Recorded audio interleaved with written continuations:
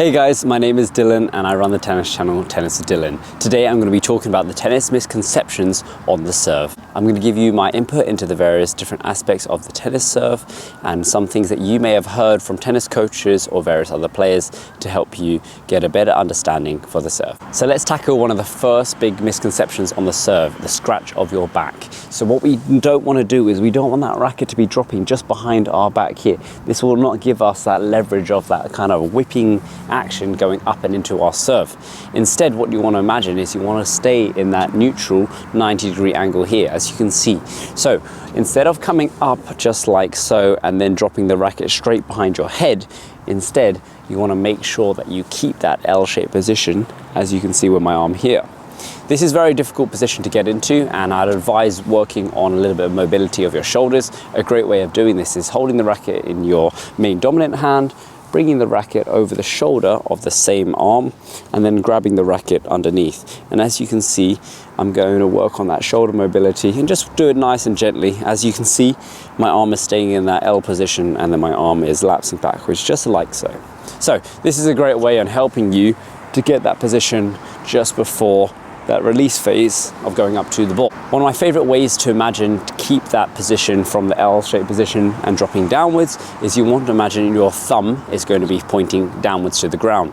So as you can see, when I'm coming up into that loading phase or the trophy position, as you can see, when I'm driving up to the ball with my legs, my thumb will be wanting to point downwards into the ground. And as you can also see, my elbow wants to be driving up towards the sky, the butt cap of my racket, same likewise pointing up towards the sky. This will in turn give me that nice little lapse before releasing up into my... Let's go through a few demos now, and as you can see, we're going to start in the loading trophy position. This is a nice easy way to get your serve started.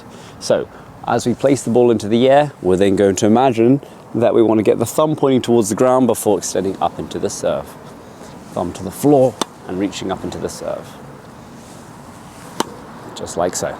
Another great exercise to help you with your serve is making sure that instead of going back directly behind you and dropping the racket behind your head, you want to imagine that you're creating just a little bit more space above the head, like a little halo. But instead of creating that full halo, you want to imagine that you're driving your elbow up to the sky. So if you're looking at it from a behind the back perspective, as you can see, as my racket comes out to the side, I want to imagine that my racket is going over the head, so the edge of my racket is leading over the head, and so that my elbow can drive forwards and up. And as you can see, that my elbow is driving up, so therefore my racket is not even close to behind my back here. So as your elbow drives up, that will entail you to then give you that nice smooth swing. So we'll go through a few shadow swings as well so you can see it in action. So out to the side, elbow up, and to swing through.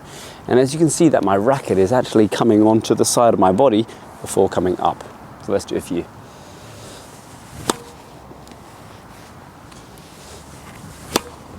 Just like so. The next misconception that we're going to be talking about is the snap of the wrist on the serve. I hear this a lot, and unfortunately, if you were to snap your wrist down like this, you're going to cause yourself an injury. Just to say that your wrist does not want to snap downwards and lapse here, because as you can see, my wrist is blocked here and it cannot move any further. What you want to be focusing on is using the shoulder, the forearm, and the arm. So as you can see, if I'm going from a position where my hand is close to my ear, as I go forwards and out, my hand will naturally want to turn outwards as I come downwards. Think of it just like you're flicking water off your hands. As you can see, if I'm flicking water off my hands, can you see how my hand turns outwards? Imagine flicking the water off like this.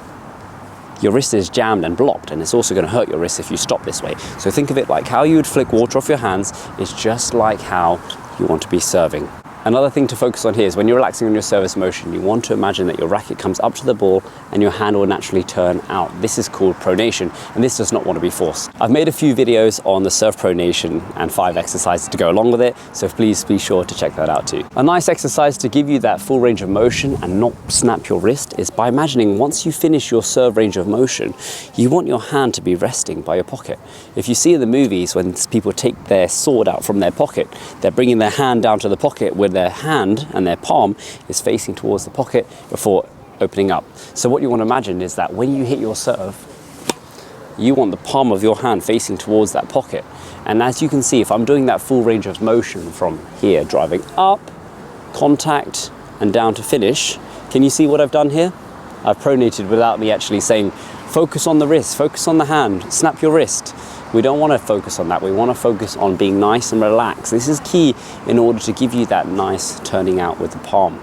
So I hope that tip helps you guys. So another concept that a lot of people like to talk about is the raising of both your racket arm and your ball toss arm. This will in turn kind of mix your arms out of sync, because what will happen is that when you toss the ball into the air, you're going to be waiting before your racket swings through. Remember, your racket wants to go through a nice, fluent range of motion, and you don't want to stop and stop. At a more recreational level, it can be okay to keep your rackets a little bit higher, so then if you were to toss together, as you can see, my racket's going to be closer to the contact. But as you improve and want to go to a higher level, ideally you want that ball to go first and you want the racket to lag behind. This will give you that more free-flowing motion in accelerating through your serve. So I'll just show you a little example. What we're going to practice is just hanging the racket just down beside you, and we're going to focus on the ball toss first. So to do a few ball toss catches, ball toss and catch, and then what we're going to do is we're going to say ball before racket. So we're going to focus on that ball before racket. And as you can see, I don't want to be swinging fast. The goal here is to focus on the timing of the ball before the racket. Another one of my favorite exercises is to have two balls. You're going to think about this. If I were to toss one ball into the air, so place that one ball in the air, when I throw the other ball at the other ball, that is going to be my racket arm. So ball toss arm, racket arm. Ball toss arm and racket arm. Either I want to throw the ball higher than my ball toss arm, or I want them to collide together. So let's give that a go. Ball toss and hit. Gotcha. Let's break down the ball toss serve. Let's break down the service motion in terms of a throwing action. As you can see, if I'm throwing forwards and front on, what is happening with my arms here and my elbows?